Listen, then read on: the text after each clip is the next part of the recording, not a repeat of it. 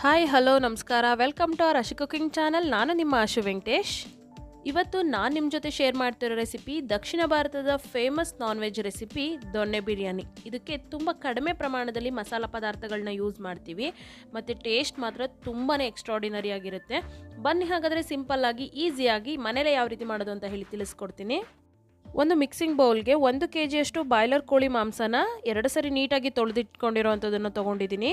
ಪೀಸ್ಗಳು ಸ್ವಲ್ಪ ದಪ್ಪ ದಪ್ಪ ಇರೋವಂಥದ್ದು. ಅದಕ್ಕೆ 2 ಚಮಚದಷ್ಟು ಅಚ್ಚ ಖಾರದ ಪುಡಿ, ಅರ್ಧ ಚಮಚದಷ್ಟು ಅರಿಶಿಣದ ಪುಡಿ ಮತ್ತು 1 ಚಮಚದಷ್ಟು ಪುಡಿ ಉಪ್ಪನ್ನ ಹಾಕ್ಕೊಂಡಿದ್ದೀನಿ. ಇದ್ರ ಜೊತೆ 2 ಚಮಚದಷ್ಟು ಬೆಳ್ಳುಳ್ಳಿ ಶುಂಠಿ ಪೇಸ್ಟು ಮತ್ತು 1/4 ಲೀಟ್ರಷ್ಟು ಮೊಸರನ್ನ ತೊಗೊಂಡಿದ್ದೀನಿ. ಅಂದರೆ 250 ಗ್ರಾಮ್ನಷ್ಟು ನಾನು ಇಲ್ಲಿ ಮೊಸರನ್ನ ತೊಗೊಂಡಿದ್ದೀನಿ. ಎಲ್ಲದನ್ನು ಕೂಡ ಹಾಕ್ಕೊಂಡು ನೀಟಾಗಿ ಇದನ್ನು ಒಂದು 2 ನಿಮಿಷಗಳ ಕಾಲ ಪ್ರತಿ ಚಿಕನ್ ಪೀಸಸ್ಗೂ ಕೂಡ ಮೊಸರು ಮತ್ತು ಉಪ್ಪು ಖಾರ ಎಲ್ಲವೂ ಕೂಡ ಹಿಡಿಯೋ ರೀತಿ ಈ ರೀತಿ ಒಂದು 2 ನಿಮಿಷ ಚೆನ್ನಾಗಿ ಕಲಸಿ ಇಟ್ಕೊಬೇಕಾಗತ್ತೆ. ಇದನ್ನು ಕಲಸಿದ ನಂತರ ಇದನ್ನು 30 ನಿಮಿಷಗಳ ಕಾಲ ಮ್ಯಾರಿನೇಟ್ ಮಾಡಿ ಇಟ್ಕೊಬೇಕು.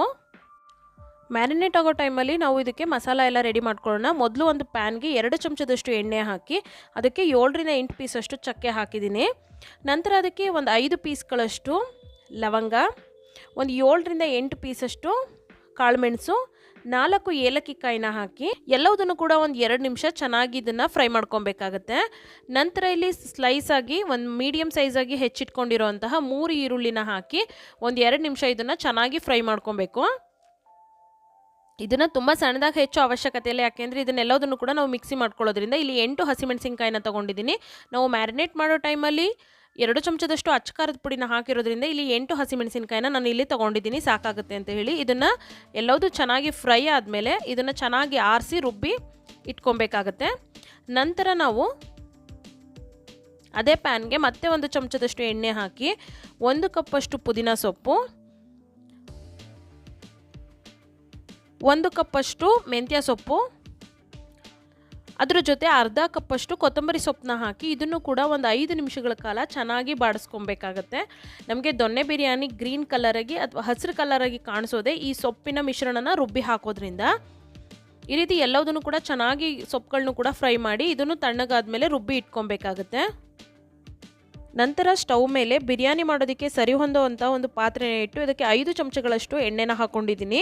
ನೀವು ಕುಕ್ಕರಲ್ಲೂ ಕೂಡ ಮಾಡ್ಬೋದು. 5 ಲೀಟ್ರ್ ಕುಕ್ಕರ್ ಅಥವಾ 7 ಲೀಟ್ರ್ ಕುಕ್ಕರಲ್ಲಿ 1 ವಿಜಲ್ ಹಾಕಿಸ್ಕೊಂಡ್ರೆ ಸಾಕಾಗುತ್ತೆ. ಇದೇ ಪ್ರಮಾಣದಲ್ಲಿ ಎಲ್ಲ ಸಾಮಗ್ರಿಗಳನ್ನು ಹಾಕಿ ಎಣ್ಣೆ ಕಾದ ನಂತರ 3 ಪೀಸಷ್ಟು ಚಕ್ಕೆ, 2 ಚಕ್ರದ ಹೂವು, ಸ್ವಲ್ಪ ಜಾಪತ್ರೆ, 4 ಏಲಕ್ಕಿ ಕಾಯಿ, 5 ಪೀಸಷ್ಟು ಲವಂಗ, ಸ್ವಲ್ಪ ಸೊಂಪು ಕಾಳು, 1 ಚಮಚದಷ್ಟು ಕಸೂರಿ ಮೇಥಿನ ಹಾಕಿ ಸಣ್ಣ ಉರಿಲಿ ನಾವು ಒಂದು ಸರಿ ಫ್ರೈ ಮಾಡ್ಕೊಬೇಕಾಗುತ್ತೆ ಇದನ್ನು.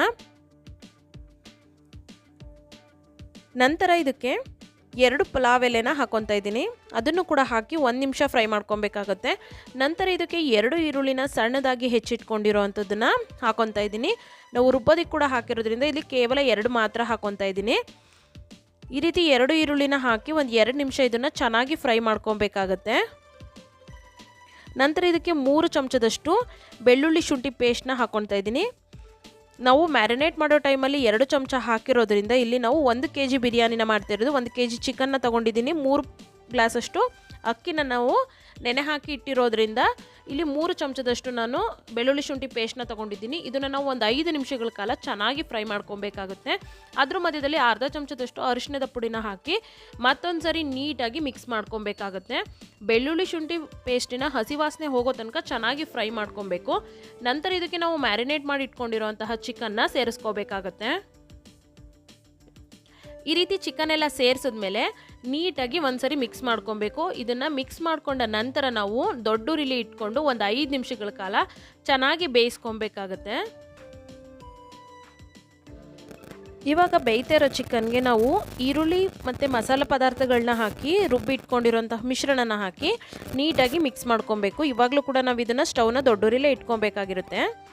ಈ ರೀತಿ ನೀಟಾಗಿ ಚೆನ್ನಾಗಿ ಎಲ್ಲ ಪೀಸಸ್ಗಳಿಗೂ ಕೂಡ ಮಸಾಲೆ ಹಿಡಿಯೋ ರೀತಿ ನೀಟಾಗಿ ಮಿಕ್ಸ್ ಮಾಡ್ಕೊಬೇಕಾಗುತ್ತೆ. ಇವಾಗ ನಾವು ಇದಕ್ಕೆ ಮೊದಲೇ ಮ್ಯಾರಿನೇಟ್ ಮಾಡೋ ಟೈಮಲ್ಲಿ ಉಪ್ಪು ಹಾಕಿರೋದ್ರಿಂದ ಇವಾಗ ನಾವು ರುಚಿಗೆ ಎಷ್ಟು ಬೇಕಾಗುತ್ತೆ ಅಷ್ಟು ಉಪ್ಪನ್ನ ಹಾಕಿದ್ರೆ ಚಿಕನ್ ಪೀಸಸ್ಗಳಿಗೆ ನೀಟಾಗಿ ಉಪ್ಪು ಹಿಡಿಯುತ್ತೆ. ಹಾಗಾಗಿ ನಾನು 1.5 ಚಮಚದಷ್ಟು ಹರಳುಪ್ಪನ್ನ ಇಲ್ಲಿ ಹಾಕಿದ್ದೀನಿ. ಹಾಕಿ ಇದಕ್ಕೆ ಬೇಯೋದಕ್ಕೆ ಅಂತ ಹೇಳಿ ಒಂದು ಸ್ವಲ್ಪ ನೀರನ್ನ ಸೇರಿಸ್ತಾ ಇದ್ದೀನಿ.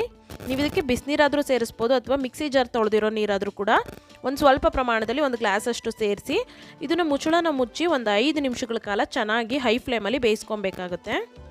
ಈ ರೀತಿ ಒಂದು 5 ನಿಮಿಷ ಬೇಯಿಸಿ ಮುಚ್ಚಳನ ತೆಗೆದ ನಂತರ ನಾವು ಇವಾಗ ಸೊಪ್ಪುಗಳ ಮಿಶ್ರಣ ಇದೆ ಅಲ್ವಾ, ಪುದೀನ ಸೊಪ್ಪು, ಮೆಂತ್ಯ ಸೊಪ್ಪು ಮತ್ತು ಕೊತ್ತಂಬರಿ ಸೊಪ್ಪನ್ನ ನಾವು ಫ್ರೈ ಮಾಡಿ ರುಬ್ಬಿಟ್ಕೊಂಡಿರುವಂತಹ ಮಿಶ್ರಣವನ್ನು ಕೂಡ ಇದಕ್ಕೆ ಸೇರಿಸಿ ಮತ್ತೊಂದು ಸರಿ ನೀಟಾಗಿ ಮಿಕ್ಸ್ ಮಾಡ್ಕೊಬೇಕಾಗತ್ತೆ. ನಂತರ ನಾವು ಇದನ್ನು ಮತ್ತೆ ಮೊದಲ ರೀತಿಯೇ ಮುಚ್ಚಳನ ಮುಚ್ಚಿ ಮತ್ತೆ ಒಂದು 5 ನಿಮಿಷ ಇದನ್ನು ದೊಡ್ಡೂರಿಲಿ ಚೆನ್ನಾಗಿ ಬೇಯಿಸ್ಕೊಬೇಕಾಗತ್ತೆ.